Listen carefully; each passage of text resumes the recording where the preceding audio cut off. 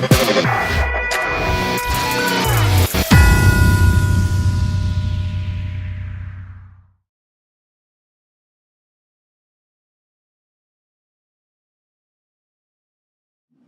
having a kinship with some of these players who've gone through a lot and haven't been able to get over the hump. For you to get when Ovi handed you the cup there, what was that moment like for you? Well, it was sort of a real special moment because we've sort of lived the same life a little bit. We had a conversation, obviously, we're down 2 games to nothing against Columbus. And we said we're winning tomorrow and we're going to go win a cup together. So we got a good bond. I think we have a good relationship, and I was really happy for him. I'm so happy for that group, for all the stuff that they had to endure, all the things that were said about them, Ovi in particular, and Backy and that whole group. And to me, they changed all the narratives. They checked off every box. Look at every series. We were down in every series, come back in every one. It was probably fitting that we were down in this game and had to come back and win. Left side, 4th row, Scott. Barry, is this more meaningful to you because you don't know exactly what's going to happen next for you? And maybe did you approach it differently given that? I don't know if I did. I think I approached the whole year the same way. And like I said, I got some clarity in my own, how I thought process, and I think it just calmed everything down, and I really, I've done lots of good things in my life, and I will continue to do that. And so I wasn't getting consumed with what was said or, what my future holds or whatever. I'm in a pretty good spot. Front left, Ken. Barry, just as a point of clarification, when you went to visit Alex, that was last summer, correct? Yeah, it was right. I saw him right after his wedding, before we went on his honeymoon. Right. Okay. So, can you let us in a little bit on what that conversation was all about, and maybe how it might have put the seeds in place of what's going on now? Well, I think me and Alex have always had very honest conversations, and sometimes it's not X's and O's, it's just life stuff. And I said, where we're going, we're still a pretty good team, and can be as good as we want to be, but we've got to change a couple things. We're not going to have the same team. We lost a lot of quality people, and so he's going to probably have to carry a little more of the burden. The game's changing, so you're going to have to come up with a few more tricks in your game.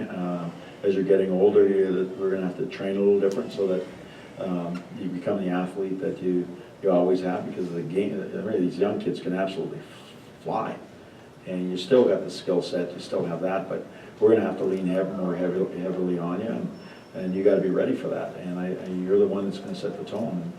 And, so what does he do? He comes into start of the season, gets 7 goals in 2 games. There's guys in this league who can't score and get 7 goals in a year, and he got 7 in 2 games. So he sort of set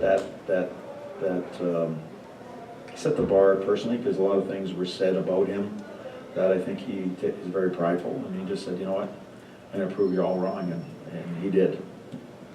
Back left. Barry, can you talk about your favorite moment on the ice tonight? Something maybe you saw in celebration or a conversation you had? There's all of them. On the ice, probably, for someone who wasn't a very good hockey player and never played in the National Hockey League, lifting the cup and getting to lift it with Alex, who we sort of got a little bit of the same story, if you will, that was pretty special. To me, it's all the sacrifices that your family has had to make, all the sacrifices of that. You miss important things, but I always dreamed about it. And when you're not a good player, you go, maybe I never will lift that cup, because you always played for it on the street and on your knees in the hallway against your best friend and stuff. And Jack Button, who got me a little bit into coaching. There's a couple of people that today when we lifted the cup, with Alex. I was so happy for him, so happy for my family, and I was so happy for people who been really endeared me in this game. One was Tommy Bright when I was in Portland. I think he stood behind me before I thought I was going to get turfed one year I think in Baltimore. I think he was one of the guys he got behind me. Jack Button, who hired me, David Boyle, and one of my mentors coaching, Wayne Fleming. And when I lifted the cup, those 4 people came to mind. We'll do 2 more standing up on the left side here. Coach Willie Ramirez with the Associated Press. We got to lift the cup and then the Conn Smythe, but can you talk about how valuable Coos was in this run and also touch on Holtby's play? Kuzi was fantastic. I mean, he took over games. That was a toss-up for me. I thought they were neck and neck, and if you ask me who gets the Conn Smythe, I thought, man, that's going to be a tough choice. Kuzi probably deserved it. You probably have to split that in half for me. They were both so good. But he's just scratching the surface. People are finding out how good a player he is. Exceptional talent. And then Holtz's play. I think obviously Holtz, just like all great goaltenders, you go through some dry spells in your game, or you lose your way a little bit in your foundation. I think when he sort of lost that number 1 role a little bit, where Grubauer sort of took over for a long stretch, I think 2 things happened. I think it reset him, got him back to his foundations. He's a blue-collar guy from Saskatchewan, and I think that got him back to a lot of those foundations and get him, acutely focused.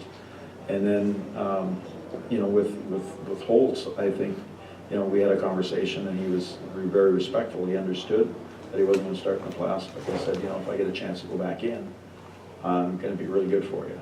And he was.